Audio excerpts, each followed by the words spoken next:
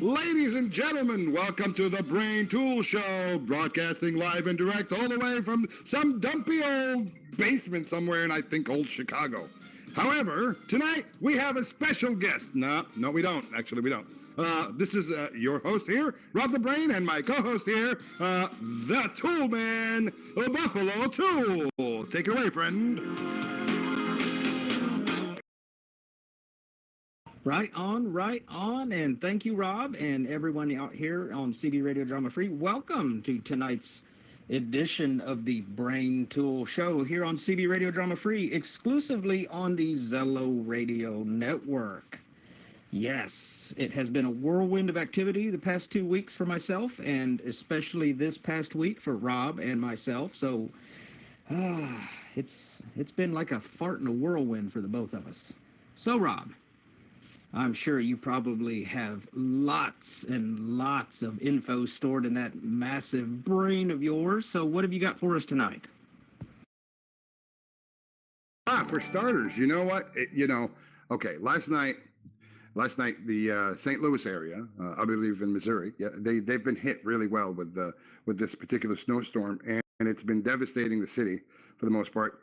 And I believe the Highway Patrol, the Missouri Highway Patrol, have been very kind enough to actually risk their lives and go out on the street and actually knocking on door to door and seeing every vehicle that's been stranded, making sure that everybody has enough food, shelter, so on and so forth, and pulling out people out of danger. So, having said that, we would like to actually, on a serious note here, that to give, our support, and we love each and every one of those first responders that they go and really risk their lives and go out in this particular bad weather.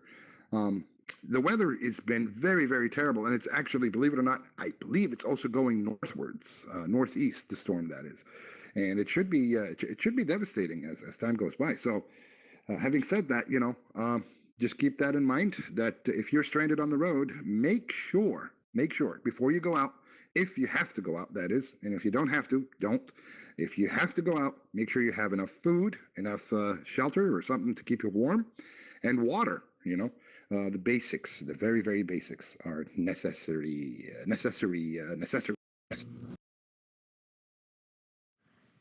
All right. Accessorize. That's the word of the day today. Me, I'm not doing all that trekking around. I did that when I was in my 30s. I'm not going to do 40s. I was in my 40s when I did that. Right. So remember, if you are going to get caught in a snowstorm, make sure you have some food, some water, something heat, something to keep you warm, definitely, and dress accordingly. And if you don't, that is if you have to go out. Like truck drivers are going to be stranded on the road, so on and so forth. So just keep that in mind. Buffalo Tool, what do you got there? Well, Rob, first of all, most important part of your survival pack that you may throw in your car is silverware. Do not forget the silverware. You've got to have that. But I'm going to add to your story here a little bit. I was kind of going through some of the news blurbs on the intranet today, and along the Interstate 70 corridor, the Midwest, it's going to be slow going. Areas from Missouri to southern Ohio to northern Kentucky will be the biggest snowfall areas. As a matter of fact, St. Louis here is reported to received 10.4 inches by midday Saturday. It's the biggest snowstorm they've had since January 5th, 2014, when they had 10.8 inches of snow total there. It's going to come across, it's already on the move, so, this is kind of delayed news here. It's going to taper off across the states of middle Mississippi, upper Ohio valleys. Through that time, the heaviest snowfall will leave 6 to 12 inches from Kansas to St. Louis to Indianapolis, within this heaviest snow area. AccuWeather Local Storm Max, trademarked. Oops, hope we don't get in trouble for that. Where 16 inches is projected along a path, like I said, from Kansas City to St. Louis to Indianapolis. 16 inches of snow. Wonderful winter wonderland. Why couldn't this stuff have fallen around Christmas time? That's exactly it. It's it's a new year. It's a new year, and you know what? Let's face it. It's 2019. It's been 2 weeks since the New Year's, and there's plenty of stuff that happened in 2 weeks. I mean, the government shutdown, the people blaming each other. It's been negative news all around. I think here on this show, we're not going to address any of that. We're going to actually try to make people laugh and smile. And if I'm not mistaken, part of the news, believe it or not, is kind of weird and twisted. And I believe Buffalo Tool has that coming. Hey, Buffalo Tool, do you remember before we actually started the show, we were in the green room, we were talking, and in the control room there, we were thinking, hey, maybe we should bring some of these news up front. So, you got anything special? I think, yeah. You've been hiding this stuff on me. You were telling me, no, I'm not going to tell you what it is until we go on the show. So, here's your time to show your cards, my friend. Well, yes. There was quite an odd story this past week that made worldwide news. Worldwide, because even our correspondents over in the UK said this story made headlines over there. Rob, I'm sure you've heard of the gentleman over in California, the Mr. Doorbell Liquor. Have you heard about that?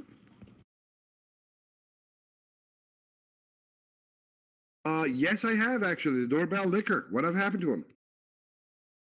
Well, there was surveillance footage. People, had their house cameras on, Surveillance cameras from outside a home shows a man licking the doorbell while looking into the camera. The homeowner, her name, we'll just call her Sylvia, she posted the footage to social media as a way of warning people in the area. There was a gentleman, 33-year-old Roberto Daniel Arroyo, has since been charged with prowling and petty theft. The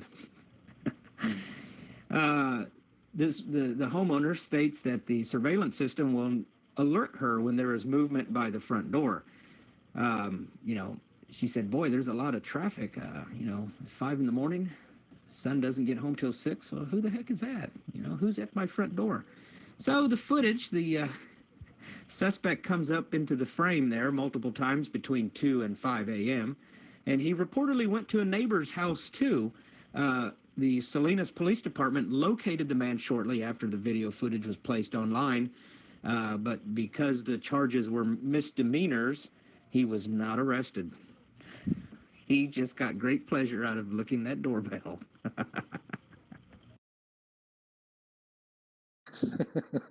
What I don't understand is, how is this guy not sick by now? I mean, really.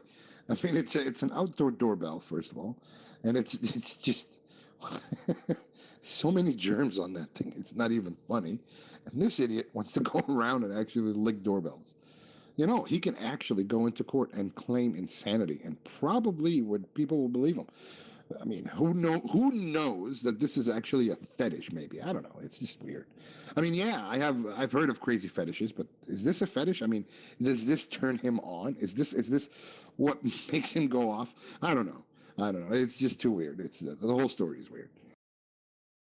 Can you imagine, Rob, if somebody had some sort of skin disease or simply just like scratch their nutsack before they, touch that doorbell, and he's sitting there licking it thinking, man, this is awfully salty. Excuse me. On the subject, I have a story to tell you. Just remind me after this show. Well, that's fine. That's fine there, Granny 420. But can we come to that story later on in the evening? For now, you know what?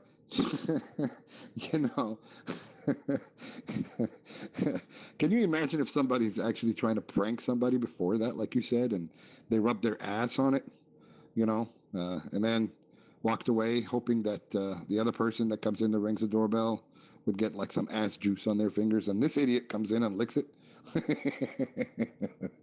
I know, it's disgusting. I know, but I can't help think that way.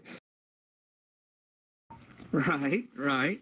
And Granny, we welcome your participation in our show this evening. We more than happy to hear your story later on after the show, like you said, but until then, your participation is welcomed in our show, as well as we welcome anyone's participation in the show. Feel free to to chime in with your thoughts and opinions. And if you have any more facts about anything that we discussed tonight, feel free to chime in and pipe up and give us your opinion.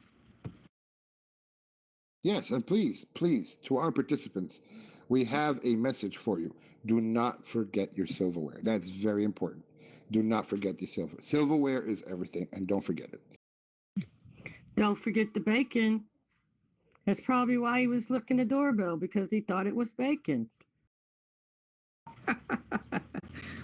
Could be. You know what?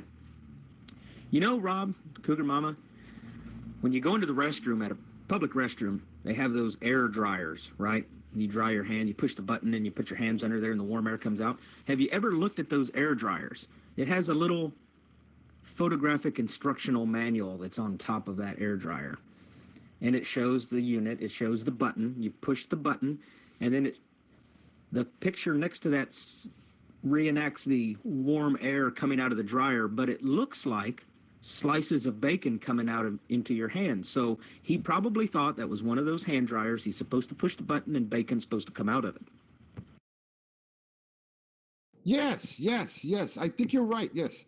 Where, the slices of bacon would come out of, I mean, but then again, why would bacon come out of an air dryer? It's just beyond me. I mean, can you imagine really this happening? That would be really funny. That would be really fun. Here you are, you wash your hands and everything, you push the button, you put your hands underneath there, and then bacon starts to come down. That would be amazing. I honestly would probably sit there and eat that. I wouldn't put my hands underneath that air dryer. I'd put my mouth under there and try to catch the bacon. And that doorbell licker, he did get arrested. They showed him on live PD. Live PD with their live coverage. Yes, that's right. Live PD with his live coverage. Live. No, it was live when it was being taped. But it's not live anymore because the day is gone. But it was being taped on the day of. So at some point, Granny, what you're trying to say is that it was live and direct, but by the time we saw it on TV, it was no longer live and direct. It was just maybe kind of live. Yeah, more like recorded at this point. I see what you mean. I heard the doorbell licker was really Gene Simmons of Kiss. And don't forget to take your Mountain Dew when you beside your silverware. Mountain Dew. I had an ex. He was a diabetic. He had his diabetes sugar up to almost 800 times. I was like a frail mess. Every day was something different, but it was all because he was dying. I couldn't handle that. Right. Yes. Rob, I hate to be the bearer of bad news, but I know in seriousness with the show, and we do have comic moments. We discussed the snowstorm. We're talking the doorbell licker. I came across something earlier this week, and it's pretty sad. You know that show, The Deadliest Catch, with the crab fishing, king crabs and all that stuff? Well, apparently one of their boats capsized and killed 3 crew members aboard that vessel. It was like a bad episode of Gilligan's Island. That is sad. No, really, that is sad. Because Deadliest Catch has been nothing but a very, very good show on Discovery, and it's almost like their bread and butter at one point. It was like the highest rated, but that's not the case. I mean, a lot of fans and a lot of people have been tuning in, week out, seeing what those guys are up to, and it's sad. It really is. Lives have been lost. So, and that's basically part of the business. I think it's the occupational hazard. every time they go out to sea, they're taking a big risk making it home. So, yeah, that is sad. Really, it is sad news. The vessel was named the Mary B-2. It capsized off the coast of Newport, Oregon on Tuesday. The three fishermen killed were identified as Joshua Porter, 50, of Toledo, Oregon, James Lacey, 48, of South Toms River, New Jersey, and Stephen Biernacki, 50, of Barnegat Township, New Jersey. So there's a little New Jersey connection there for those of us in the ROC that are in the area over there. It was supposed to be Mr. Porter's final voyage on the vessel, a friend of his said. This was supposed to be his last trip on the boat as if the 12th. He had a new job lined up, told friends that the crew was inexperienced, though. So they believe that inexperience of the crew could have led to the capsizing of the ship. The fatal incident occurred after the fishermen requested the U.S. Coast Guard to assist them in crossing the Yaguina Bay shortly before 10 p.m. due to high seas. And at 10:13 p.m., authorities got word that the boat had capsized with 3 people on board. So this is not a good thing. My thoughts and sentiments and prayers go out to the families of the deceased, and I wish everyone well in getting over this tragic incident. Yes, indeed, and definitely our thoughts and prayers and our utmost respect goes to their families. These people are trying to make a living, after all, and secure their lives and their families' lives. However, sadly, they lost their lives at sea. And if I'm not mistaken, usually there's a prayer and a vigil, especially for those who lost their lives at sea. And this is one of those situations. So, keep them in your thoughts and prayers. And again, we really, really wish their families a little bit of peace. It's a shame. It really is. It's a shame.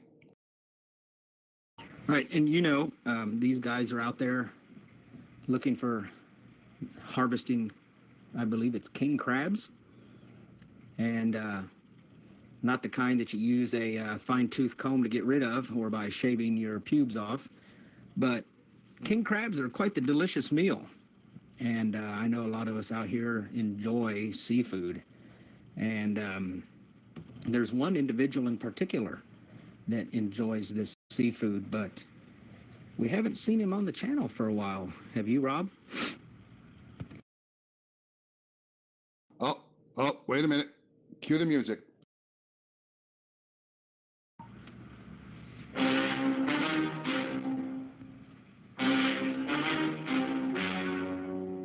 The story you are about to see is true. The names have been changed to protect the innocent. And now we go to a special Brain Tool Show report, live and direct from the Brain Tool Studios with special reporter Rob the Brain. Rob, can you tell us what we have? We have breaking news on a person who has been missing from the ROC. Yes, a member of the ROC has been missing. Last seen, he was actually sitting on his front porch on a rocking chair with a dog next to him, watching the rain goes down. Yes, folks, we're talking about a gentleman by the name of East Texas Guy. He lives in the East Texas area. If you've seen this man, please do not forget to contact your local authorities and let them know of his arrival and or appearances. Again, East Texas Guy has been missing. If you have seen this man, make sure you contact your local authorities and report his viewing. Thank you for your cooperation. I hate to start a show off with such tragic events, but East Texas Guy has been missing for approximately 2.5 weeks. I believe he went missing on December 28th. That was his last known whereabouts on Drama Free. He's been viewed less times than Bigfoot. Well, you mean to tell me he's been disappearing all that time? No one has heard or seen of him as long as this government shutdown? This is the longest disappearance in history? That's right. Concerned citizens from CB Radio Drama Free have been on the search for East Texas Guy, searching high and low. We set up a search party that went through the woods and the creeks and the bayous and rivers and everywhere along East Texas, highways and byways and back roads and front roads, and even a cavity search or two was done looking for East Texas Guy, and his whereabouts are still unknown. CB Radio Drama Free president was quoted as saying, "I don't know where he's at, but I'm about to enjoy a Mountain Dew. I'll be back in 2 and 2. I'm going to go get some ice." Yes, exactly. That's exactly what happened not long ago. However, what I found rather interesting is that people usually comb the area, you know, and I personally can't seem to find a large enough comb to do so. If anybody has a comb the size of a building, please contact me, and I would be very glad to borrow it from you, and we'll go comb the area looking for East Texas Guy. Yeah, East Texas Guy 903. Yeah, or is it 503? I'm not so sure. I think it's 903. I don't know. He says it so fast. It's like East Texas Guy 903, neck of the woods, and then I cannot understand. I don't know. It's hard telling where he's from. Could it be East Texas? I don't know. I drove through East Texas as part of the search party. Started at Texarkana, and I went all the way down to Houston. Couldn't find him. I went down to San Juan, over to Bruni, up to Seminole, over to Corpus Christi. Then somehow I ended up back in Bruni, back in Seminole, Midland, Andrews, Lubbock. I couldn't find him. I was all over the state for 2 weeks looking, and I could not find him. What do you mean you couldn't have found? I mean, I know he's missing and you haven't found him, but really, I mean, geez, what can you possibly do at this point? I am concerned, to be honest with you. I really am. Because, you know, East Texas Guy is the proud owner and CEO of his own company, East Texas Guy Fingers and or Fist. So, you know, this man is very important in my life. I don't know about you, but yeah, we really should look out for him and find him ASAP.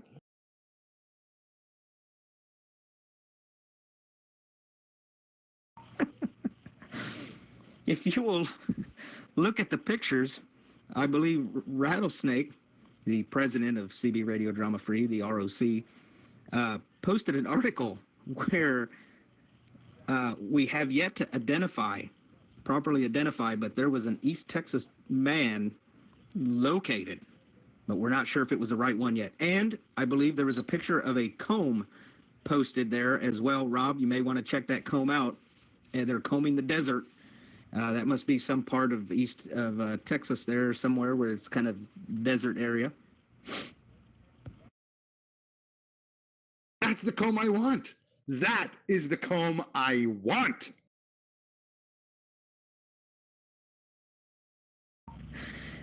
It's a two-man job. I don't know if I'm going to be available to help you, though. It's okay, Buffalo Tool. You don't have to help me. I mean, I believe Lemon Pie over here was kind enough to actually show me the photo. I'm assuming he would be a kind enough volunteer to go out on the search, if combing the entire area to find East Texas Guy. I mean, the man, like I said, he's very important in my life. His fingers have changed my life. His fist has yet to, but you know, it's work in progress. But you see what I mean. It's very, very important.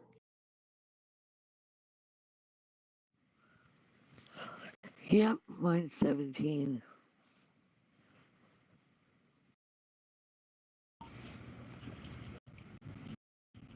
I think I forgot the silverware. I think you forgot the silverware. I think you forgot the bacon. Yeah, I had all of it out. I was like, where's everybody? You were putting plastic sticks, forks in the back. I was too. I was putting plastic forks back. And then my ex-husband looked at me and was like, no, we're throwing these away. I said, okay, but do you know how much that costs? No, okay, well, it was pretty petty for this. Just trying to save up a couple nickels to get this again. It's a good coffee maker, but it runs out and dies like 8 months old. Bacon? Who said bacon? No, what? You forgot Mountain Dew. Come on. Don't forget about Mountain Dew now. We don't need Mountain Dew. We hear about Mountain Dew too much. We need more Diet Mountain Dew. No, everybody remembers everything but the Ronzoni. Why does everybody forget the Ronzoni is beyond me. Peanuts. Don't forget my peanuts. Yes, peanuts is good for you. Yes. Don't forget about condoms. Oh, I forgot about that. Doing that stomach thing. My stomach is just really messed up, and when I'm worried about the endoscopy and stuff. So anyway, you're in a hurry, Why Delicious? That was you, I heard.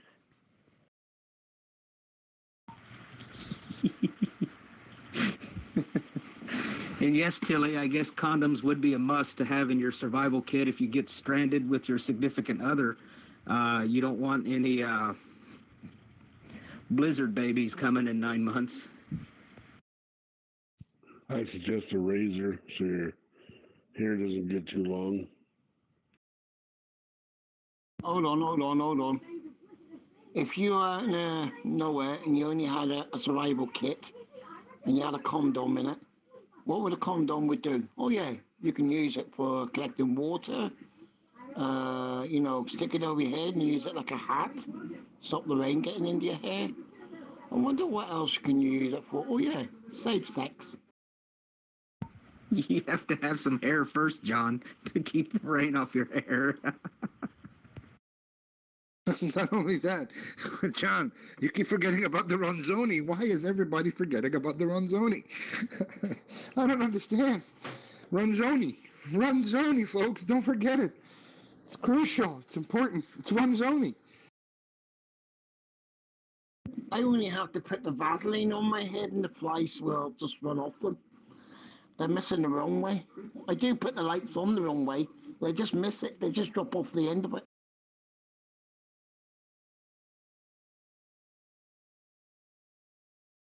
How is that talking about Ronzoni? I need to know about the Ronzoni. Ronzoni, please. No.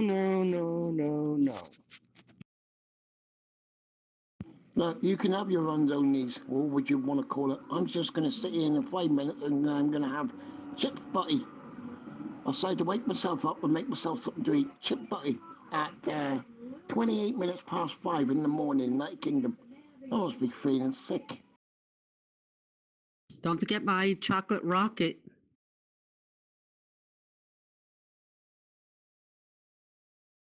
I suppose the chocolate rocket could be used to launch a flare in order for the search parties to locate your vehicle, just in case it was stranded on a deserted road. Right. And not only that, you do understand chocolate rockets are quintessential in the survival of East Texas guy. I mean, I think back in the day he mentioned he usually travels with the chocolate rocket on standby almost at all times. Well, don't forget, Cougar's got your back. It's Cougar Security.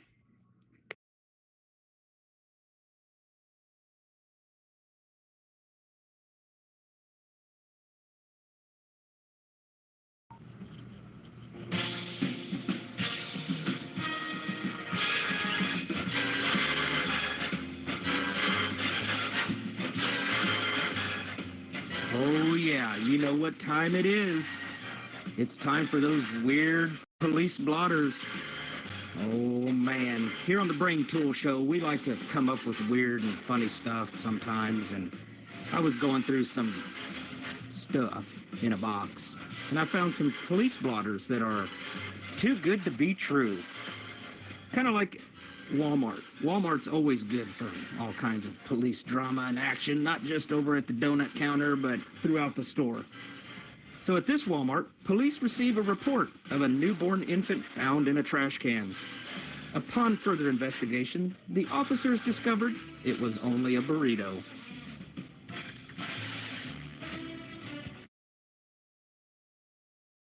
Wait, what? What? You didn't get that, Rob? Yeah, what happened? All right. Sometimes we have a 420 moment. Walmart police blotter, take 2.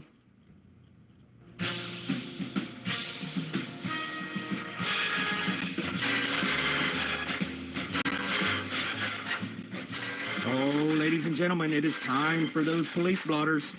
That's right. Here at the Brain Tool Show, we always look for weird and sometimes extraordinary stuff.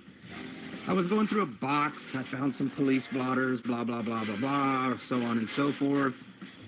Walmart's good for police activity. All kinds of stuff that happens at Walmart. Pajama pants, things like that. At this Walmart, police were called. They received a report of a newborn infant found in a trash can.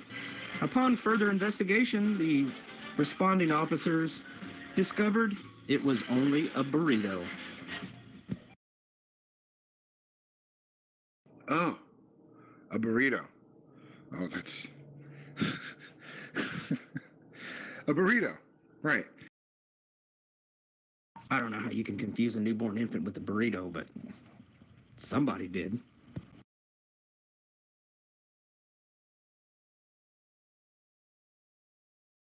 You mean some genius have confused? Yeah, because you have to be a certain kind of genius to confuse a burrito with a baby. I mean, I wonder what was that burrito screaming or saying or moving? You know, like, you know, a baby moves or screams or cries or makes a sound. What was it saying? Beans, rice, onions, salsa? What the fuck was it saying? I don't know. But I hope Cougar Mama's still listening, because this one is especially for her. This one's called The Case of the Missing Bacon. Ooh, man. This one's out of Grand Rapids, Michigan. A resident called police last week. Someone had entered his home during the night and taken 5 pounds of bacon from the refrigerator. Can you imagine the astonishment when you go to make breakfast in the morning, you open the fridge, think you're going to fry up that bacon, and 5 pounds is missing? Well, upon further investigation, police discovered that his wife had gotten up for a late-night snack, but was afraid to admit it. Wait, what? What happened?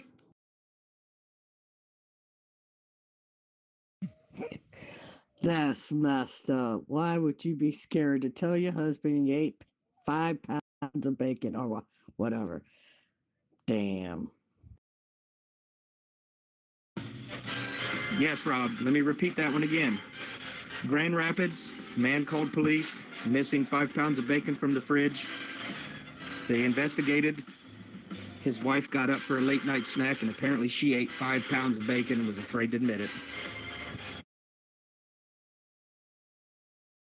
Ah, gotcha. Did she have real bad heartburn? That's how they found out.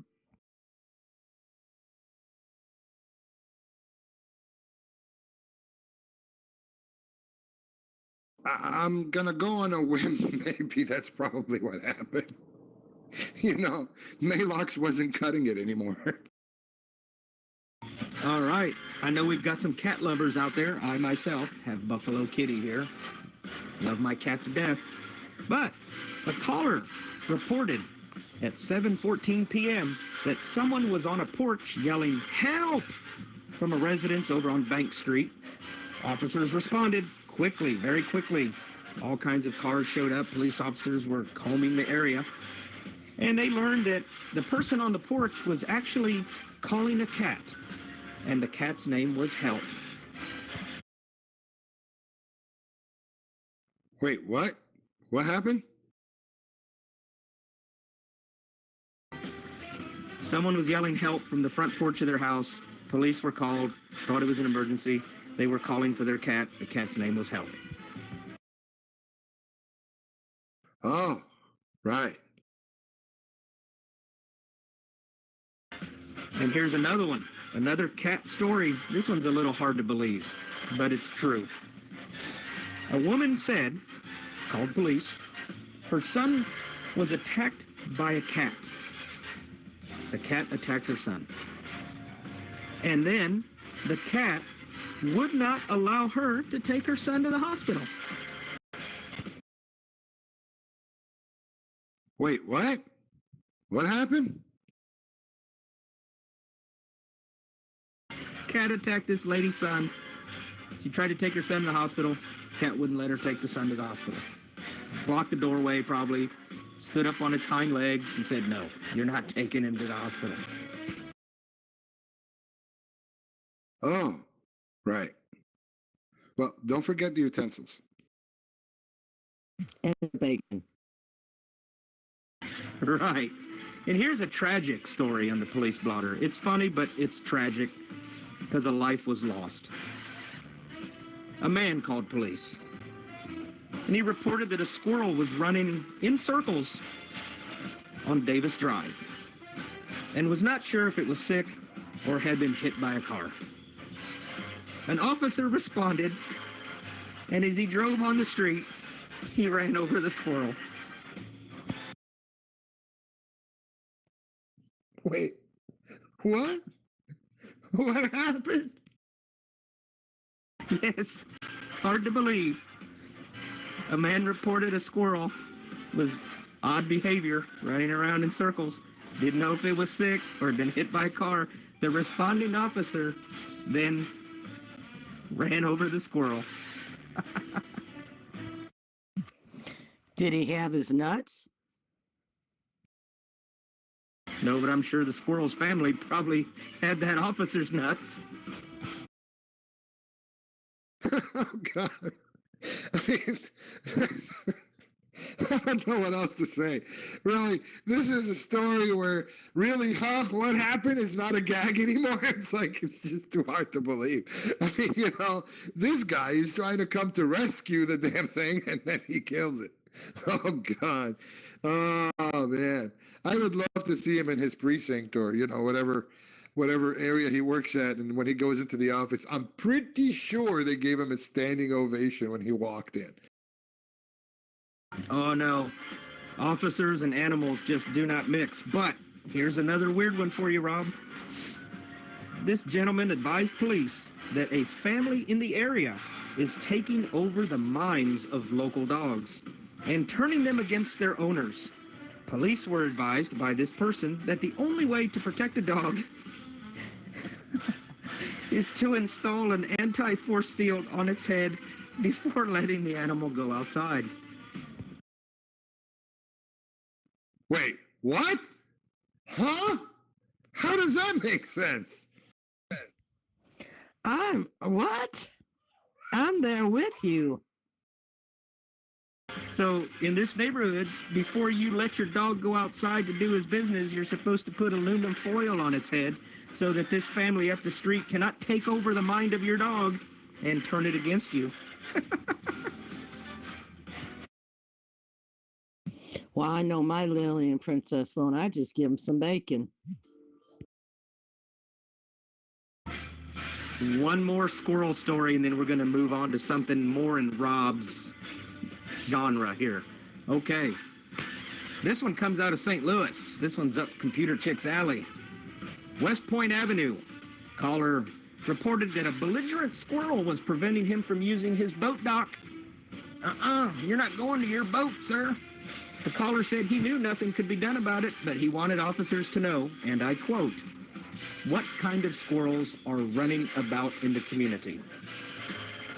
Apparently, these squirrels are embracing the thug life. Yeah, I know all about it. They're selling the crack. So, wait a minute. Let me let me understand this. People are honestly believing, all right. People are honestly believing that there's a family that can kidnap dogs and turn them against you somehow psychically, and and squirrels are getting too aggressive. So now I think the world should be wary and afraid of squirrel takeover. And obviously, people are honestly really reporting this to the police and sincerely being serious about it. It's not even worth considering the chat. And people are actually doing this. I mean, really, this is, oh God. I mean, really, there is some funny news, and this is just other funny news. Right. Now, Rob, you don't have to disclose your exact age, but are you 38 years old? No, I'm not. I'm higher than that. Yeah, I'm getting middle-aged. Bald spot getting bigger. Yeah, my penis is shrinking. Yeah. Freckles started to come out sooner or later. They're going to do it. I know it. But yeah, no, I'm not 38. Why? What's up? What you got there? All right. This 38-year-old gentleman reported to police that his home was invaded on September 9th. The man said, and this is why I thought it was you, okay? The man told police that he was sitting home alone, masturbating and watching a pornographic movie when a man came down into the basement holding a gun and started to videotape him. That's right. Talk about your amateur voyeurism. The man said that before he left, the intruder fed his dog some mushrooms and the dog died.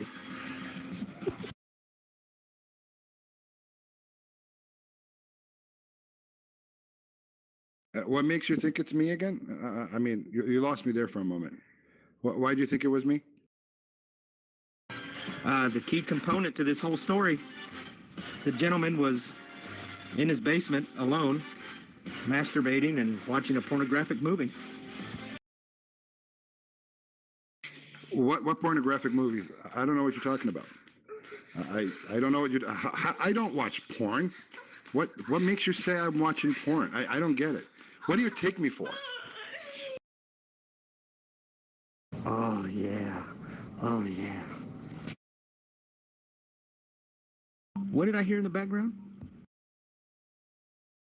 That was porn. No, I don't have porn. Why do people think that I watch porn? I don't like porn. It's not nice.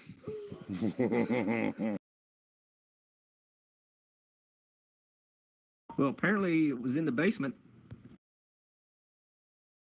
And he's watching porn. I hear a noise in the background. I'm not watching porn. What makes you think that I'm watching porn? I'm not watching porn. Is that on the big screen? I'm jealous. Look at them butt cheeks. Oh yeah, man. I mean, it's a 10-foot dick. I kid you not. Big screens make the dicks bigger. Oh, and the asses as well. Man, that's a ginormous vagina. I can sink it. Oh! Can you drive a small car into it? Well, no, it's only a 50-inch screen, so it can't be that big. I feel for the dog. Are you letting your dog watch this, Rob? No, my dog isn't here. My dog is not here. Yes, and I'm not watching porn. Why are we talking about this? What porn? What the hell? And don't forget your 3D glasses. Yes, your 3D glasses from Rattlesnake. Whoa, 3D glasses. Whoa, can you imagine that cock coming in your face? Whoa! You'll shoot your eye out, kid. And he is watching porn because you hear a lady go, oh, yeah. Tilly, that's a new doorbell system. Tilly did that pretty good. You had much practice, Tilly? Wait a minute. Whoa, hang on. You think this is porn? That's not porn. This is some lady giving birth. Yeah. Big birth. Yeah. That's birth. Sounds more like women's tennis. Oh no, she'd be screaming if she's giving birth. No. You're watching porn. But it's okay. It's all natural. I've heard that before. Sounds like gymnastics. No, she's getting a Woody up her butt. Whoa. No. You see, Rob had me sending him some specific lotion and tissues. I just don't understand why he would want that for his birthday. God, Rob. I thought it was more something like this. Oh, wait a minute. Cue up the sound effect.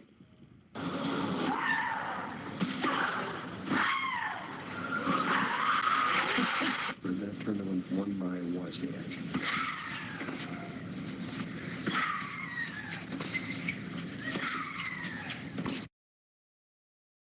Now that is porn.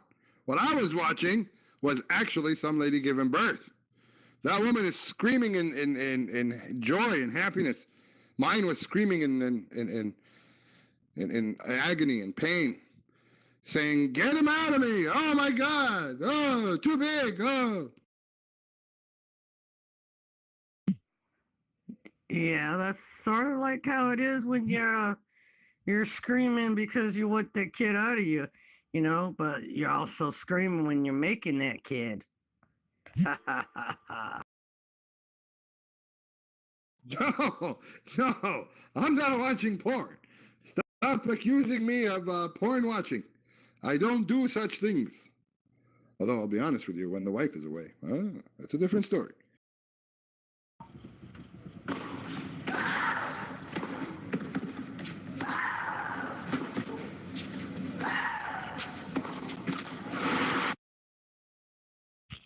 This sounds like you're playing tennis. You can hear the ball hitting the racket. I was just going to say the same thing. You just took the word. That's in London, and where they're playing tennis. Right, where the girls and ladies scream every time they hit the ball. No, it's not. This is porn. Can't you hear it? Oh, she's enjoying it. The thrust. Oh, every time. Man, that guy's slow, though, I tell you what. Oh, shoot. And here's one more, Rob, for you. The Learning Center. Apparently that's where people go to learn. They report that a man across the way stands at his window for hours watching the center, making parents nervous. Oh, shoot. Police went over to investigate, and they ID'd the subject. Yes, they did. They got a positive identification on the subject as a cardboard cutout of Arnold Schwarzenegger. Think about that next time you're watching porn, Rob. Wait, what? What happened? Employees at the Learning Center getting creeped out by someone watching them from across the street through the window, Police went and investigated. It was a cardboard cutout of Arnold Schwarzenegger. When the cat is away, the mice will play. Good job, Rob. So you mean to tell me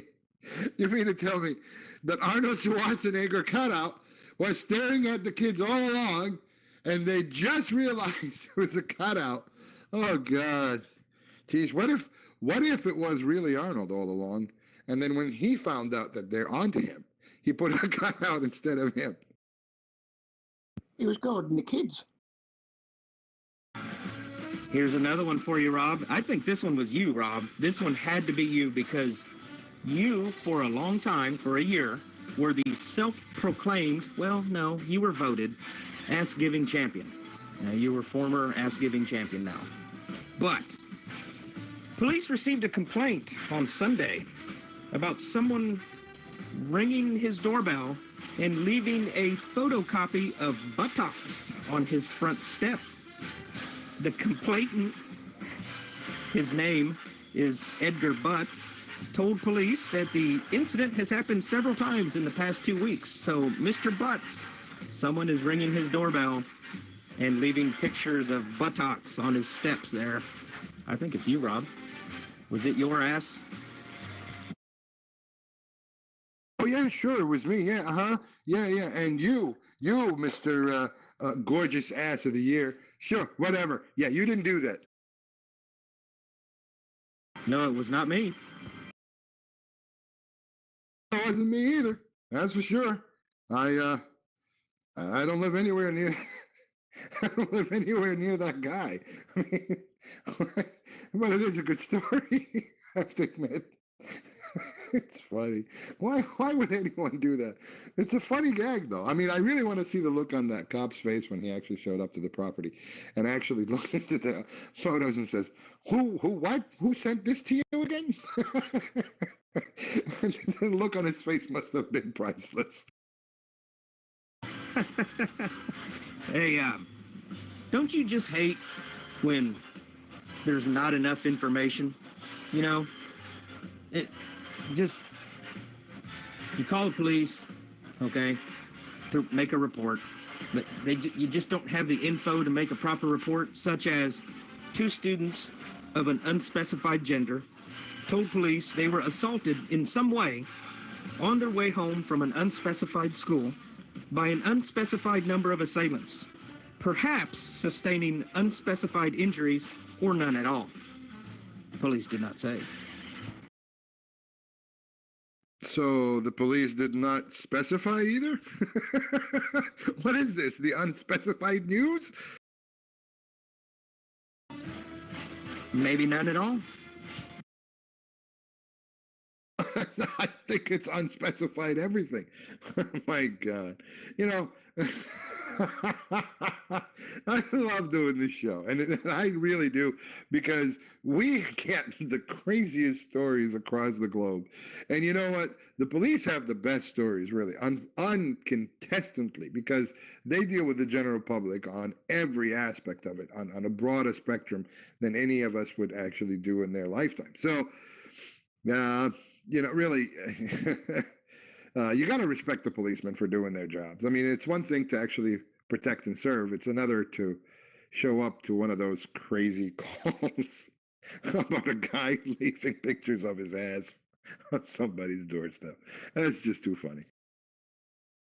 Or the police getting called because of a suspicious vehicle stopping at mailboxes, and when the police caught up with the suspicious vehicle, they realized it was the mailman.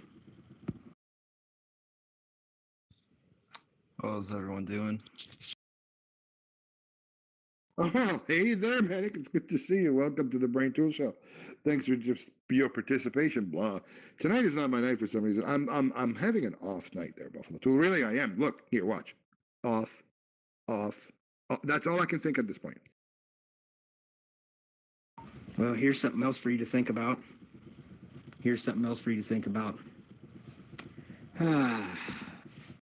Have you ever had that crazy neighbor that goes on vacation, and that crazy neighbor comes home and there are brassiers hanging from the trees of his residence, and a note saying, "Hope you had an uplifting vacation"?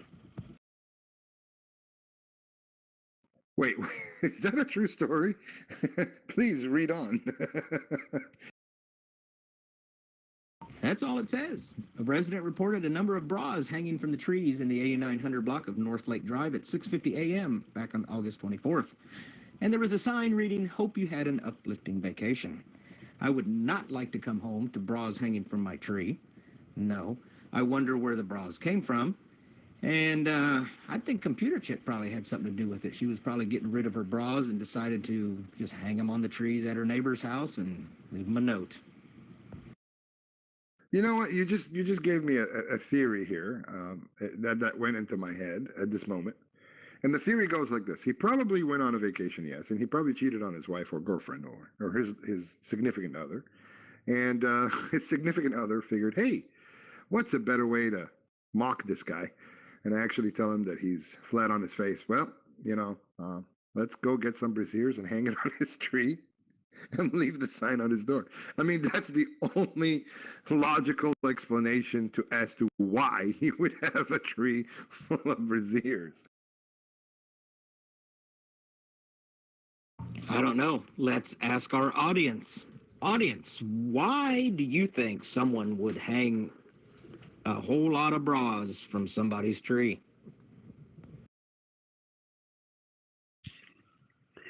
For decoration. Really? Decoration? Okay, I'll go with that. Why would you decorate with bras? I mean, hell, even Christmas they don't decorate with bras. And Christmas can go wild. Everybody has their version of Christmas, but damn, bras? I mean, what is that? What's the idea? Really, audience, come on up. Tell us, what do you think is the reason to why would a woman or somebody would hang braziers on somebody's tree with a sign that says, I hope you had an uplifting vacation? Well, I had this cousin who had bought a new bra. She liked it so much, and this is a true story. She climbed up the tree, swinging the bra, saying, look at my black bra. So I think a lot of ladies just wanted to throw their bras in the tree and show them off. No. It's some secret code. He had a secret vacation. Oh, yeah. Think about a secret code for something.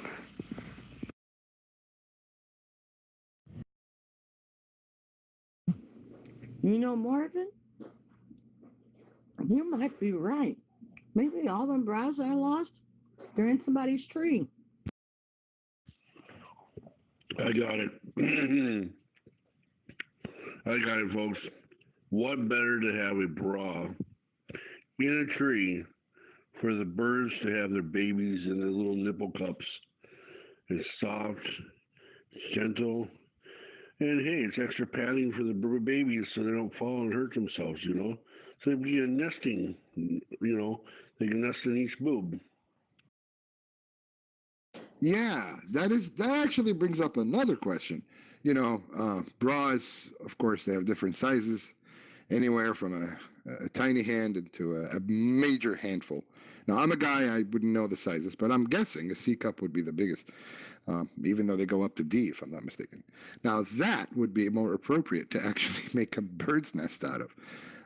Can you imagine a D cup size hanging upside down with like birds in there, squeaking around, and you got this bird mama coming in and feeding them? Oh, God, that would be so cool, actually.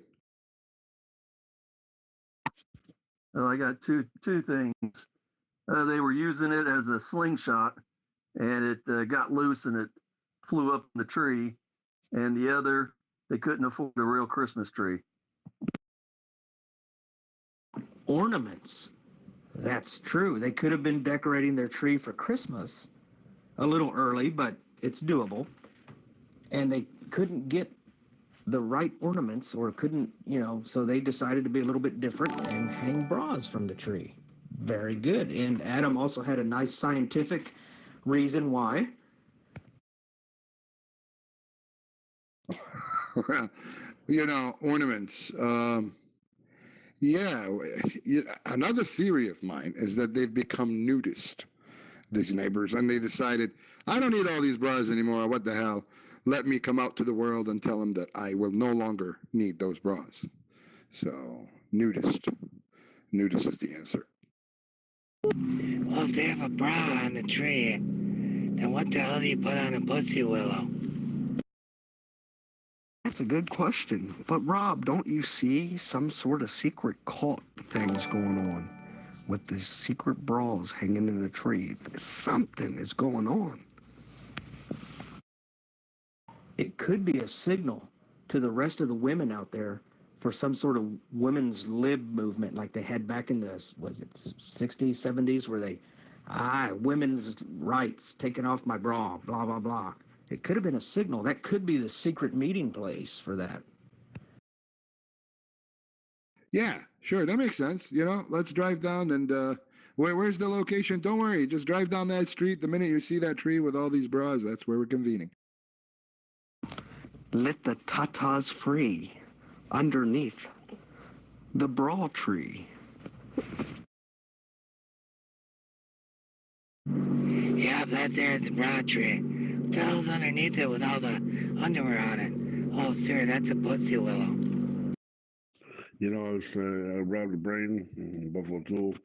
Yeah, I think there's a point here that these people are trying to tell the women, you have nothing to be scared of. Just let it hang out. Just let it all hang out on a cold day. Let me tell you, if I let my tatas hang out, they be hanging out. Never mind.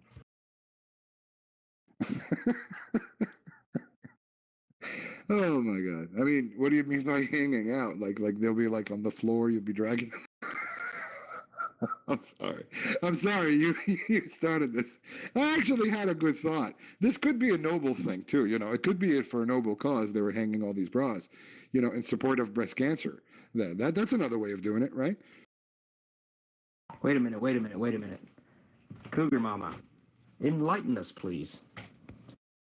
Yeah, did one ask the other one, hey, you want a beer? I mean, are they hanging out? Or let us know, please. Paint me a pretty picture for the nighttime. Oh, come on, you can't just leave us hanging like that.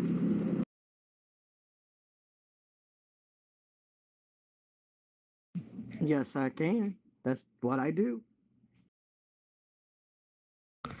Oh, gentlemen, haven't you figured out? It's a bunch of cock tease. It's just the way it works. Well, there goes my dreams for the night. Cock tease. You know what that sounds like? Honestly, sounds like a name of a cocktail. Yeah. What can I bring you, sir? Oh, I'll have the cock tease, please. Damn, Marvin, you're too good. You're way too good. You're getting too smart in your young age. And yeah, you know, a bra just ain't a bra anymore. They're pink, they're blue, they got bunnies on them, they got all kinds of different kinds of bras. So, you know, they're not all white and black and green anymore. They're all colors and of the rainbow. Got names on them, got pictures on them. Yeah.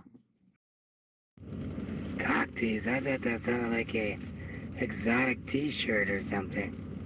You know, it's a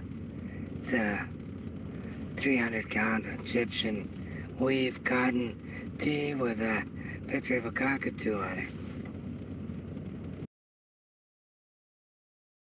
it. You know, I cannot help but think, you know, cock tease would be like a cocktail with like a little dick coming out of it with an umbrella on top of it. No, it looks so funny. Yeah, what is that? That's a cock tease. You want some? Oh no, you can have all the cock tease you want. I'm sure the bartender loves making them. I thought it more to be like an appetizer. You go to Applebee's and you have a little appetizer. Oh, I'll be your server tonight. My name is Walter. Okay, all right, okay. Can I start you off with an appetizer? Ah, yes, an appetizer. I will have the mozzarella sticks, throw in some wings, and oh, this item on the menu, it says cock tease. Can you tell me about that? Oh, that's a new item on the menu tonight, sir. All the women are, or all the men are buying those up. Would you like one? Yes, bring me a plate of those, please. Hey, Rob, I have a quick question for you. If a bra, a supersized bra, was made out of like parachute material, could you technically jump out of an airplane and use it as a parachute? Or would you have to use only one cup? Well, I'd like to see a picture of that because I think we all drinking tonight. Well, us are at my house, and that sounds like a good deal. We all could be sucking on. Never mind.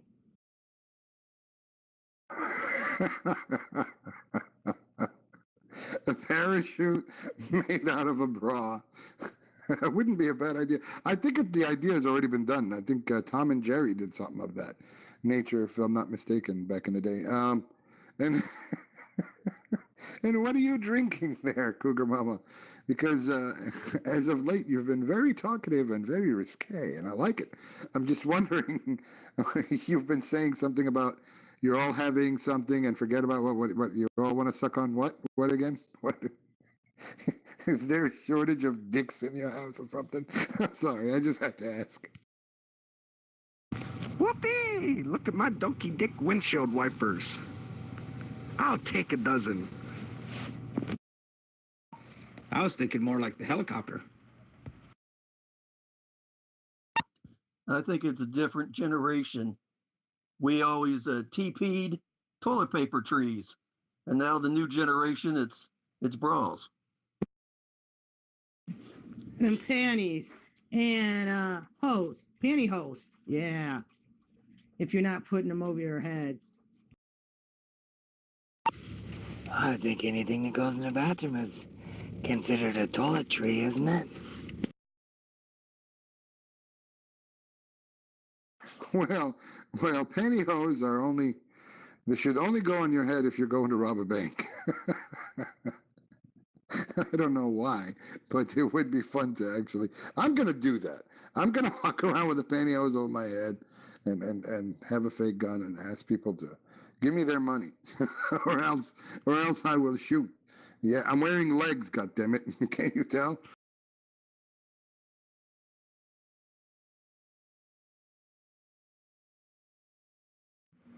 Hello? Nurse? Nurse? I need to change my colostomy bag. Hello, Earl Hardwayne, and welcome to CB Radio Drama Free. Sounds like you've got a little bit of a problem there, sir. Yeah, nurse. Will you come change my colostomy bag? I'll take the female nurse. No, I don't need you. Send the other one in. You mean the one that goes all the way, like, you know, and she wears and she comes in and shakes her. Yeah? Is that the one you want?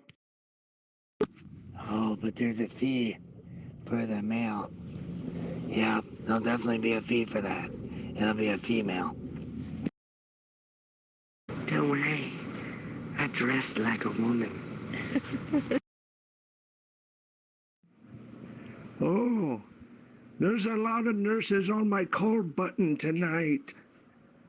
I just need the one that when she changes it, it's a good view. You guys probably know what I'd send that nurse in. This damn call button. It's like calling all the other nurses. There's so many of you. Is this the VFW? Wait a minute. If Colossus had a bag, would that be considered a colostomy bag? Or would that be a Colossus me bag? I don't know. Let me know. That's just weird. What if you put pantyhose over your head and then go rob a store at gunpoint for more pantyhose? Don't worry, old man. We'll take care of you. We'll put the bag on your head. Don't worry, old man. I'll come over there. I'll sit on you. And then you die. That's because she's going to sit on you. Oh, God. Tilly on you. Oh, that'll kill you. That's straight, man. I mean, the minute she just climbs on top, count to 10. Yeah, you gave life away. Uh-huh. Geez, that's one way to die. Have Tilly sit on you. He'll think back to 1969. Wait a minute, if you're a hoe and you wear panties, would that be considered pantyhose? Or would that be a hoe's panties? Land sakes! This isn't my call button. This is my cell phone. Dear God, who am I talking to? There's so many of you. How are you all on my mobile device? Oh, you called the local offices of the OBGYN, and we're here to help and protect and serve people such as yourself. And do you need your pussy checked, sir? Be careful you're not pushing your morphine drip button instead of the call button.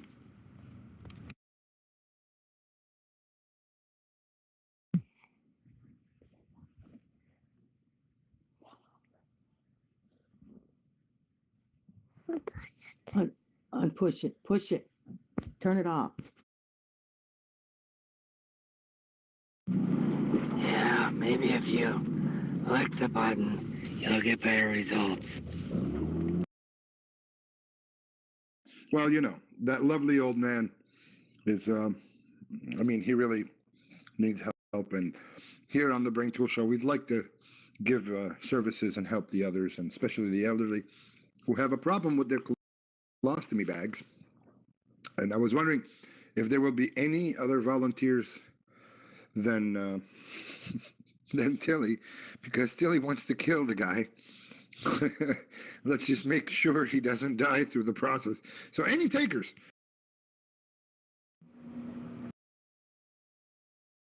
No, I would just give him a Woody.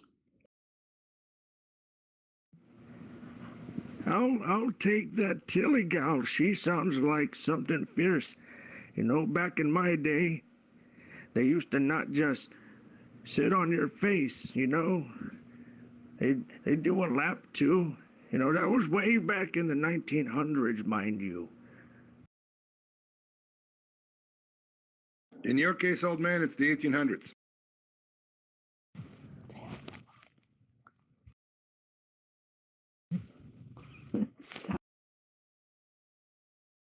Yeah, I can sit on your lap and I can tell you what I want for Christmas.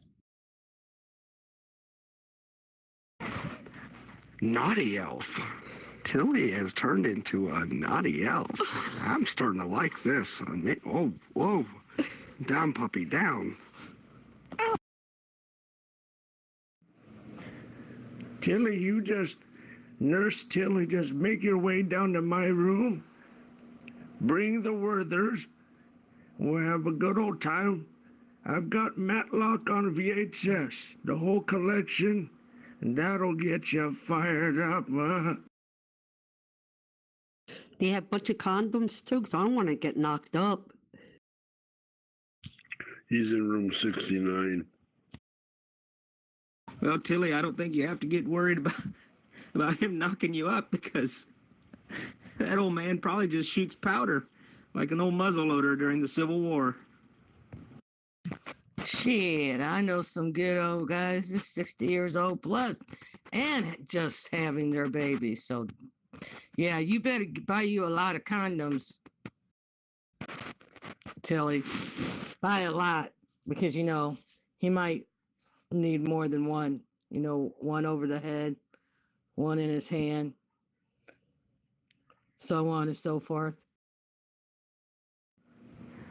This is the best call button I've ever had. The other one would just keep beeping and nobody would ever show up.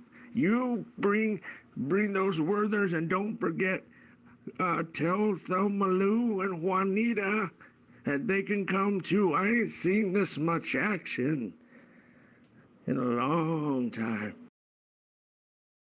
Wait, wait, let me get this straight. You have a TV series on your VHS tapes. Well, I believe Tilly is a big fan of Perry Mason and Matlock. I think. Oh, and Murder She Wrote. Those are her favorites. I don't think she'll show up if you don't have these on VHS. Oh, Angela Lansbury. Now that's a lady that can knock your socks off. Good Lord. I used to date her back in the 1960s. I loved dating older women then. She must have been 58 at the time. And I used to sit in my basement watching Bedknobs and Broomsticks. I used to do that until one day somebody broke into my house. Yeah, and he had he had a video camera, the kind, he was cranking it with his hand, pulling the tape through. I had to call the police. So I got on the phone and I said, Sarah, can you hook me up with the sheriff? And Lord alive, by the time the sheriff showed up, that man was gone. No, make sure you have Mary Poppins. I love that movie. Somebody should put that movie on. Then we can get the wild thing on. Woohoo! What about chips? We can't get it done without the chips. Chips? Chips. Oh, great. Now we got kids also listening in on this conversation. Fantastic. So, yeah, I don't know. But the Dick Van Dyke Show also was a hit back in the day. I'm pretty sure you were, what, 15 when that aired? Oh, yeah. I remember the Dick Van Dyke Show. That was back before they had color idiot boxes. That shit'll rot your brain. Yeah, I remember watching the old Dick Van Dyke. That was when I wasn't down in the basement with Angela Lansbury. The basement? Why here basements? What's your basement look like? I've been in many basements. And the baby's gone. He just walked in. Now he's gone.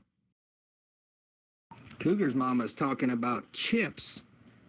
Is that some sort of food porn reference? Oh, Dick Van Dyke is not politically correct anymore. We now say bi-curious lesbian. Don't forget, my boobs are hanging out low. They're hanging down low. For you, sir. Hey, look on the bright side. You don't have to keel open your head anymore because, you don't have to raise your head anymore. Her tits are so saggy.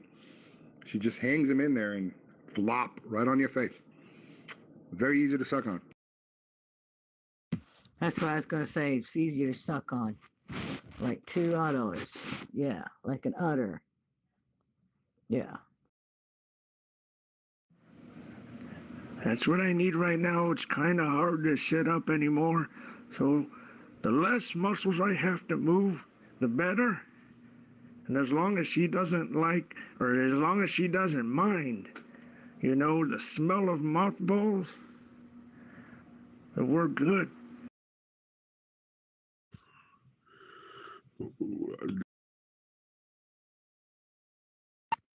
And you don't have to sweep up anymore with Tilly's boobs dragging on the floor like that. Just put a couple of Swiffer pads on her boobs and you got a clean floor. I don't think I've ever smelled a mothball. Mothballs. Does that smell anything like butterfly balls? Mothballs, usually they use it to keep certain insects away. But no, I don't like the smell of mothballs, but I'll still help you out. I'll spray you down. Rub and tug. Rub and tug. Yes. So mothballs and butterfly balls, they don't smell alike then. No, mothballs stink. They might be the same because they probably both smell pretty bad. But anyway, like I said, I will help give you a hand up or down. What do you say there, Earl? You got two fine women that want to jump all over you there. You got Tilly and Cougar Mama. You think you can handle them both at the same time? Are we talking like a gypsy moth and a monarch butterfly? You just send them on down. The bed adjusts if I just push the right button. And we can make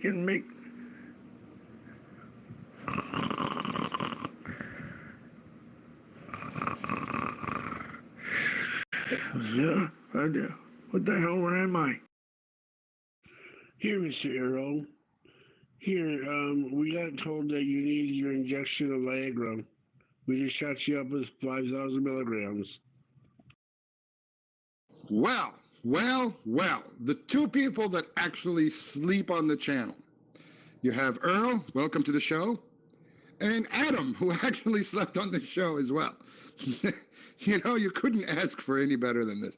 And what are the odds in the world for you to have two people snore live on the air? Oh, yeah, the brain tools show my ass. Maybe we're related. I'll have to scrape off some DNA and we can run some ancestry on us. He could be my great-great-great-great-great-great-grandchild or something. Boy, I don't know how Earl can snore when I have my tongue in his mouth. Maybe there's a collusion with Russia. We can ask Snowden. We gotta get a hold of Snowden and see if there's a collusion. Tilly, that wasn't the tongue in your mouth, it was something else. I think the only collusion that's going to happen is there's going to be a collusion of groin to buttocks with these three people here. Yeah, I showed all I was showing the other day. Thank you. Don't mistake collusion with collision. Yeah. Well, it was mighty fine talking to you, fine gentlemen, on your wonderful radio show. It takes me back to the days of little Orphan Annie and sitting around the radio and tuning in. But I have to go. Apparently, I gotta freshen up for a couple young bucks. Some of these two ladies, bring them on over. We'll have a good old time here. I'll have to sneak you in through the back here at Happy Hollow Retirement Center. Just have a wonderful evening, gentlemen. And sorry about stealing all your young fillies from your show. Oh, no, Earl. Please, you do come back and visit us. We do this here every single Saturday night at midnight. And you're welcome to come back here again, of course. Earl, you know, we love you, and we mean it. You're great. I would consider you a friend of the show. And so please do come back so you can steal more of our lovely, sexy, old, wrinkled ladies. Yeah, come back anytime there, Earl. And remember, a little Orphan Annie is okay every now and then, but sometimes you just gotta give yourself the old Oliver Twist. Well, I'm gonna give those young ladies some Oliver Twist tonight. Throw in a little East Texas fingers, too. Y'all have a good night now, you hear? Oh, my God. Earl, you know of East Texas guy fingers? Wow. I'm amazed. You actually are a user of that product? It's a great product. Well, you don't have to answer that question if you have to go, but if you can stick around, we would love it. Oh, all the ladies around here love the East Texas fingers. You'll just have to ask Mary Louise over there.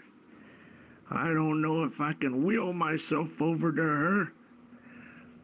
I don't know if it's the old age or the fingers, but just after the experience, threw her into a vegetative comatose state. Them East Texas fingers are something else. Wait a minute. You mean to tell me you guys use these on the people who are in a vegetative state? What are you hoping, that they would wake up when you stuff it up their ass?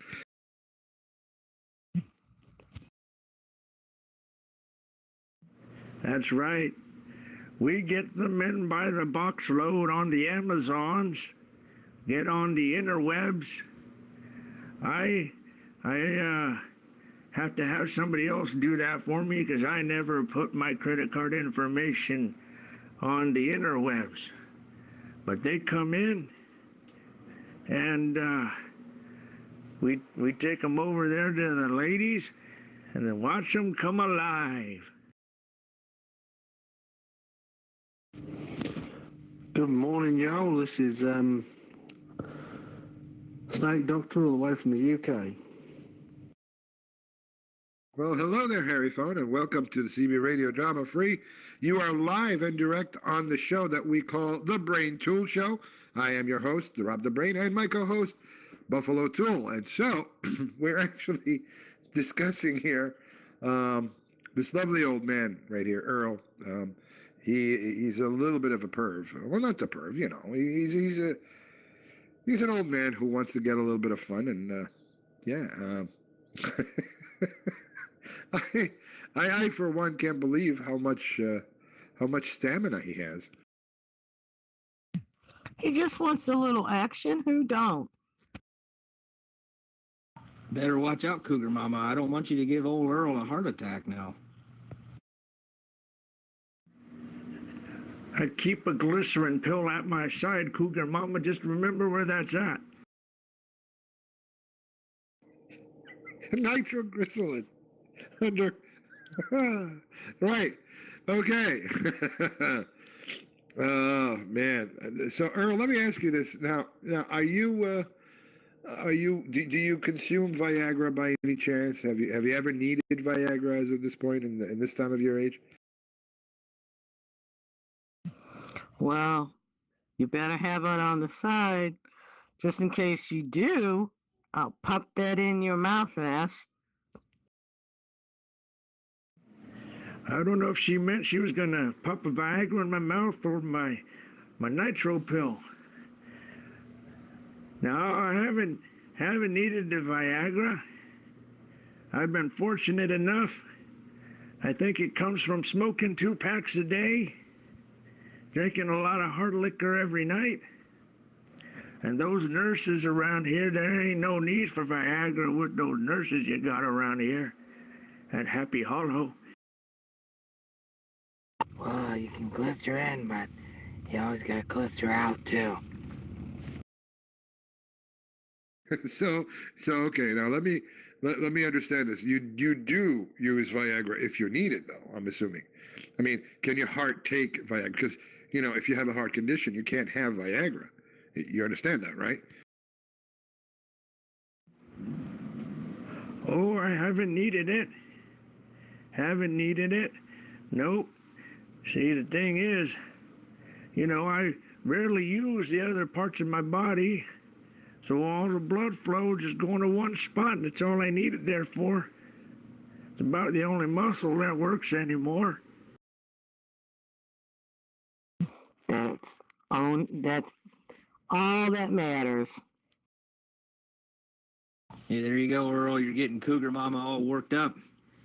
Tilly went by the wayside. I don't know where she's at. She must be on the front porch or something, but you're getting Cougar Mama really riled up there, Earl. No. Tilly's leaving 2 large marks on the floor as she drags her Swiffer titties the floor, cleaning up, tidying up the place by the time Cougar Mama shows up. I'm right here. I'm on my way over. Give him some good time. Oh, baby. Just remember, Tilly, don't you put your tongue in my mouth. Well, I don't swing that way. Oh, it's in his mouth. Don't worry about it. Well, you better get over there quick, Tilly, because you know it is probably way past Earl's bedtime. Probably goes to bed at 7 o'clock. That's right. That's actually 7's pretty late. That's about 3 hours after I have my dinner. Okay, so, right. So, Earl, let me ask you this, Earl. How many ladies do you sleep with, on average, within a week?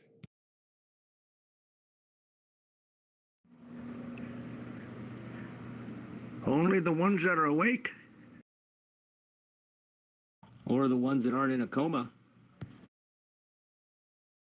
You know, speaking of, you guys, I'm sure heard of this. This is real news, sadly, and there is it's a story out of Arizona about this lady who was in a vegetative state, I believe in a coma, and she was pregnant, and they found out the guy. Obviously, they grabbed him, they have him, but I'm wondering if Earl has anything to do with that. Oh my goodness. Pleading the fifth. So you mean to tell me you actually do go to the second floor where they have all the coma people and have your way with them, you sick bastard? It's a long crawl up the stairs there, but sure is worth it.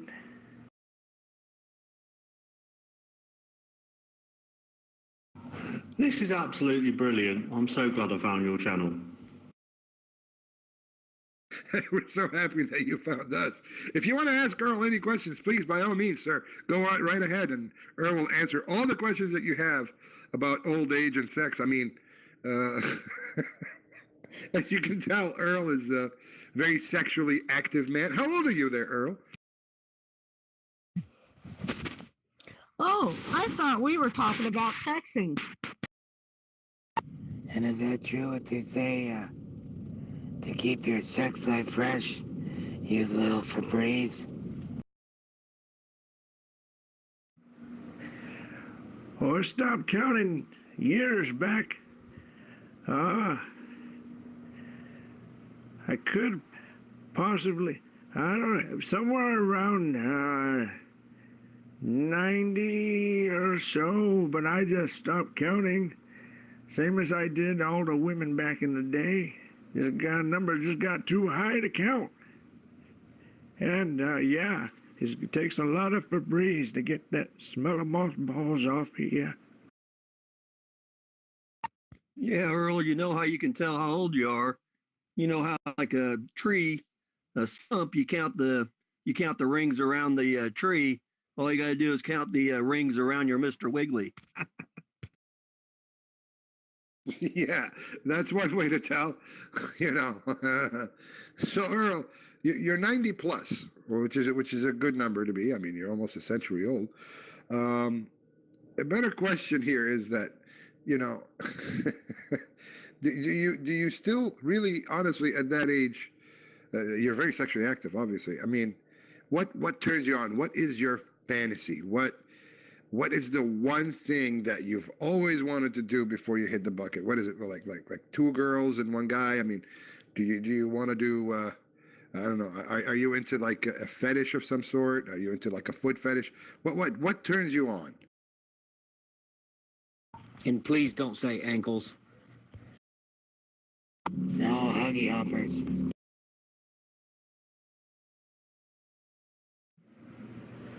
Oh, good Lord. Exposing my fantasies to a bunch of strangers. Well, I've pretty much darn near done everything on my bucket list. But I think about the only thing that we haven't tried is anything involving fecal matter. But tonight could be the night the colostomy bag is full. Maybe take one of those little nozzles you put on the end of the little pastry bag when you're decorating the cake, you know? And we can get fancy tonight with my colostomy bag. Tilly and Cougar Mama are in for a treat. All right, you hear that, Tilly? You're gonna have to trade in your chocolate rocket for a chocolate starfish. Even better than 2 girls in 1 cup. 2 girls and 1 colostomy bag, mind you.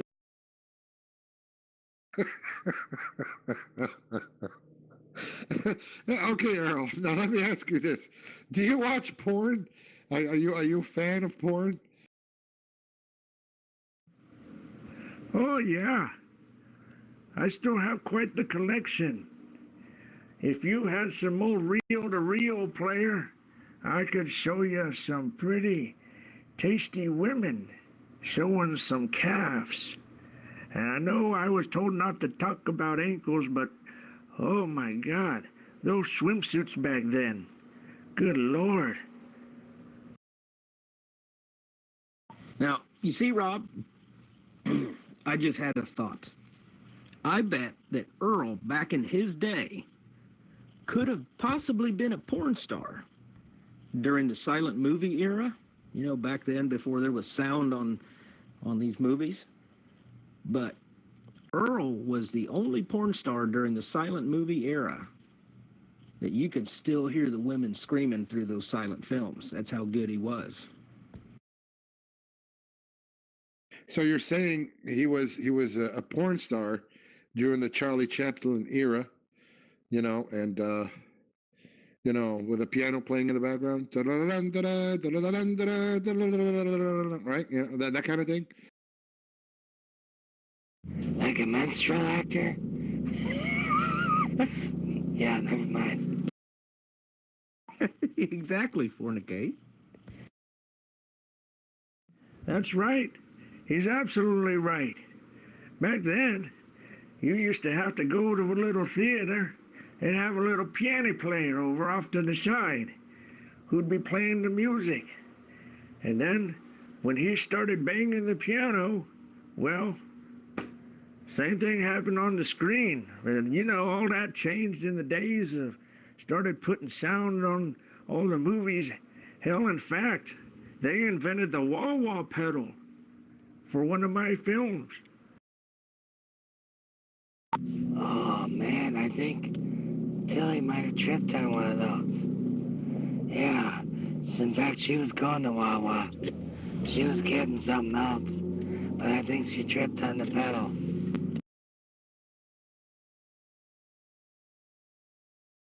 Well, see, there you go. I mean, so you came across Ron Jeremy and all these guys back in the 70s, I'm assuming.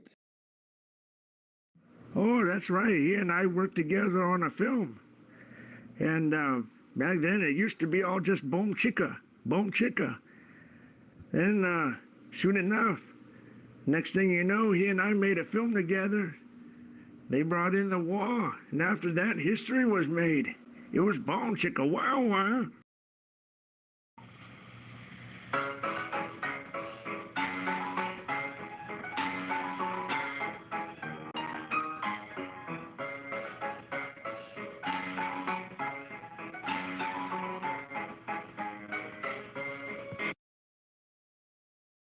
Yeah, that kind of music. Yes, indeed. The turn of the century, you know, silent movies.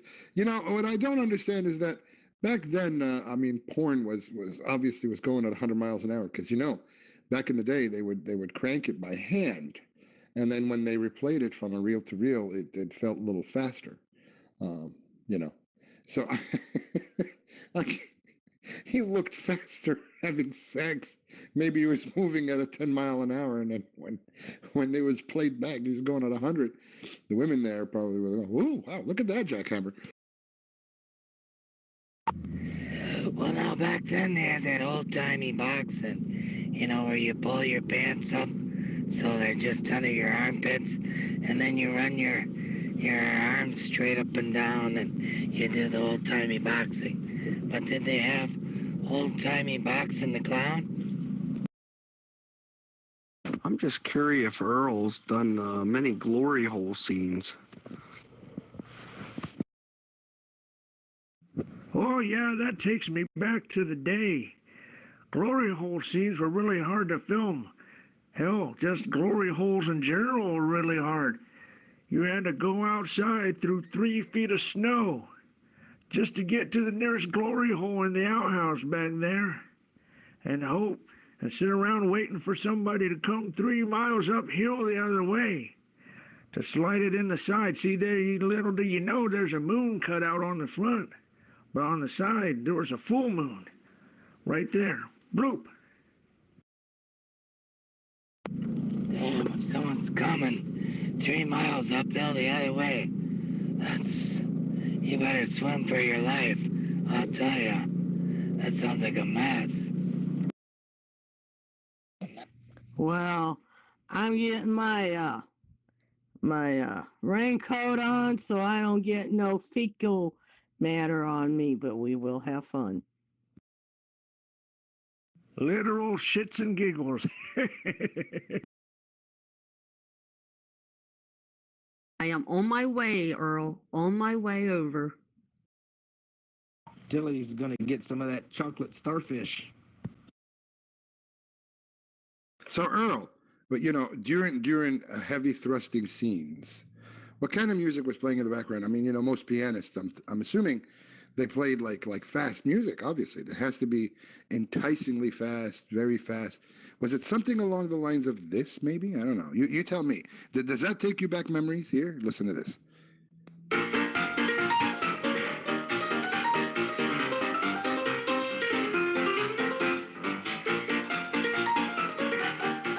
Yeah, does that sound about right?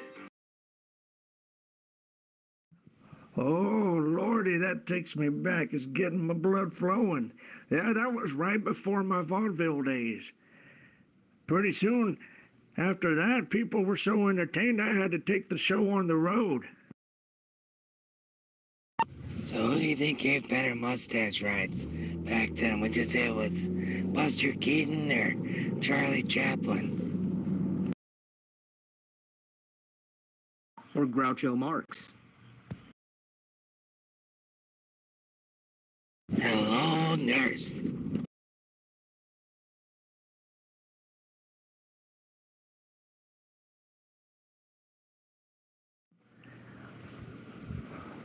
There were many fine mustaches back then, all dapper danned up. I was a big fan of Clark Gable's work. Clark Gable, right? Oh, I see. So okay, all right. So you've been around since the ragtime era, when pianists played ragtime in theaters, and you were performing live in theater as well, having sex on stage while people watching you do that. Oh, I wonder if they played ragtime during a minstrel show. Earl, what was your favorite porn air? What air?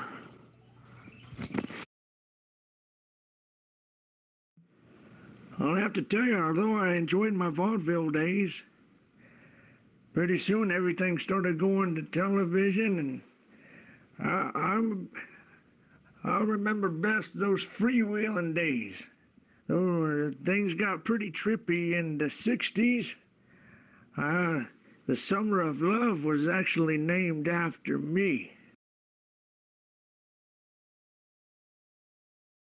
Wait a minute. The Summer of Love was during Woodstock, if I'm not mistaken. Did you attend Woodstock as well? Oh, I was at Woodstock. Summer of Love came back in '67, and I was the one that ushered it in. Pretty soon everybody was enjoying my lifestyle, so everybody wanted to live it. Everybody was just banging everybody, and never mind you know now who. It didn't matter. And we carried that thing all the way to Woodstock, and I was there. In fact, I was supposed to open Woodstock with one of my acts. Richie Havens and I flipped a coin, and that son bitch won.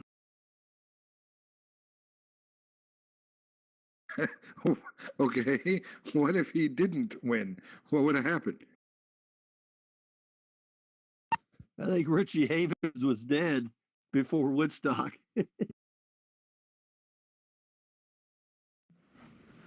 Oh, no, you might be thinking Richie Valens. He flipped a coin to hop on a plane. Me and Richie Havens were flipping a coin to hop on a stage or hop on a woman.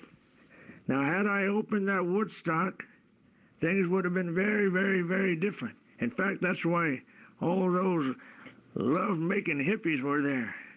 It was going to be like an interactive set. I was being very experimental at the time. I was hoping the audience could experience what I was experiencing. I didn't show up. They went ahead with the act anyway, all in their tents and all. So, okay, all right. Now let's assume you did. You were experimenting? What were you experimenting? I mean, were you doing LSD like everybody else, or what was the? I mean, because that's exactly what they were doing at the time. They were popping LSD and hallucinating and having sex, and that was pretty much it. Would you have done things differently? Maybe, I don't know. Could you elaborate on that a little bit? Probably a little bit of LSD followed LSD chased with some prune juice. Oh yeah, at that time I was having to, do a few things to keep myself regular. So I just pump a little in my mouth and wash it down with some prune juice. And at that point, I had taken to smoking only 1 pack a day and another pack of the marijuana sticks. We had a good old time. Oh, I see. So you were a smoker back in the. What is your preferred cigarette back then? I mean, I recall, if I'm not mistaken, back in the day, they were advertising for cigarettes on television and the standard media, and I'm pretty sure you being an old timer and a porn star, you must have had a brand that you can't get rid of, and you had your favorite. What was it? What Pall Mall was it, or Lucky Strikes, or what was it? Oh, hell, Lucky Strikes. Lucky Strikes. Until that damn Marlboro man started running around on a horse and everybody started finding them cowboys sexy, and so I went ahead and switched over to some Marlboros.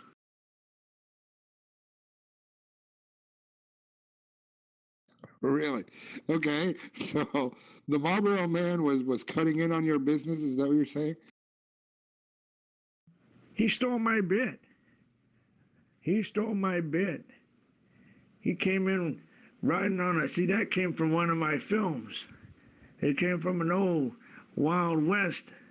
And I can't even remember the title in particular, but it has something, I think it was called Riding Off into the Sunset. And Sunset was the name of one of the gals. Was that starring Ronald Reagan? Oh, we won't get into horror stories.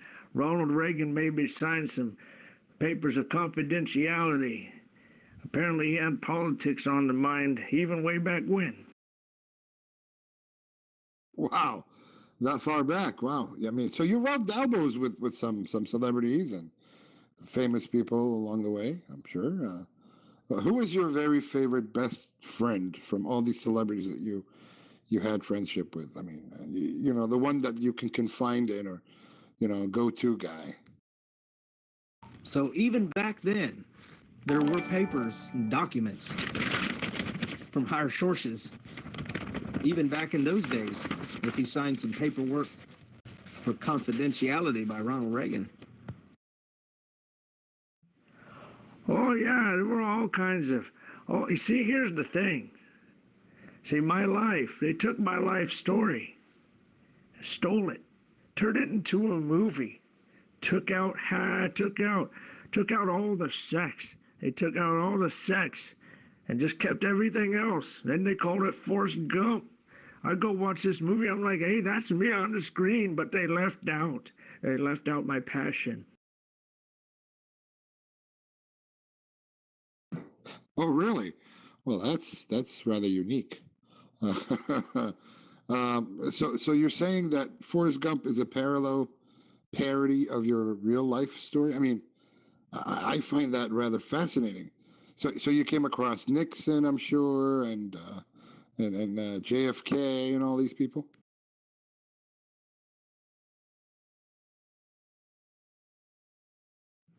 Oh, yeah. Bumped elbows with a whole lot of them. Had a lot of good times together. Half of them I can't even talk about in public.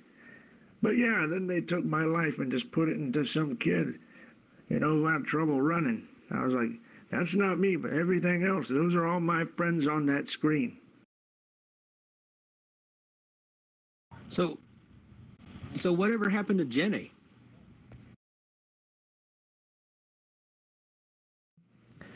Oh, see, that's the thing. It killed her off at the end of the movie. That's not true. She stopped making adult films about 5 years ago.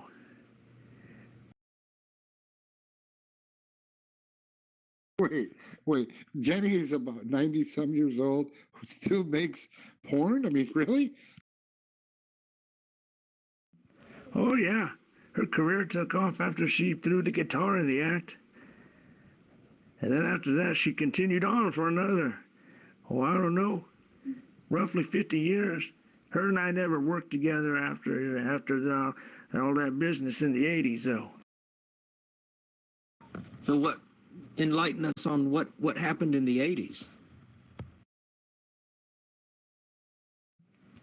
My God, what didn't happen? By then, everybody had jumped ship from LSD and started hitting the crack. And I just couldn't keep up with that. That would have killed me off a long time ago. Would have cut my career way short. I told Jenny, I said, no, I can't do that, so I took off on my own. What about the feather in the movie Forrest Gump? What does the feather represent? Some people think it's a dream. Some people think it's destiny. But since, it's your life, you can tell us. Oh, the feather. Yeah. We used that back. Jenny used to. It involved a pair of handcuffs and a feather. I'll just leave it at that.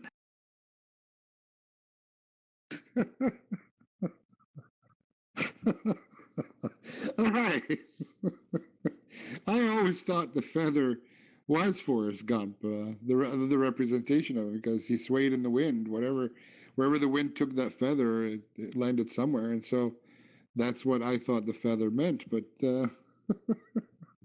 I really didn't think it had to do with handcuffs and a feather.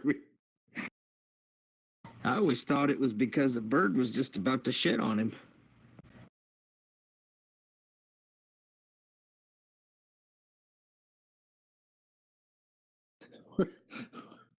Whatever the case is. Ah, boys and girls. Well, here we are. You have wasted 2 good fine hours of your life with us here on the Brain Tool Show. And I think it's about time we call it a night. Hey, Buffalo Tool, I'll give you the floor. By all means, I don't know. I don't know if I can carry on this any further, because Earl has been a very, very accommodative kind of guy, very sweet, very kind. Thank you so much for being on the show, Earl. Buffalo Tool, you have the floor, sir. Can I have the walls too, Rob, along with the floor, maybe the ceiling?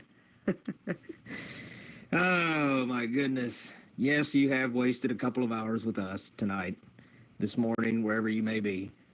We'd like to thank our special guest, Earl Hardwayne, for coming in from live and direct from Happy Hollow Retirement Center.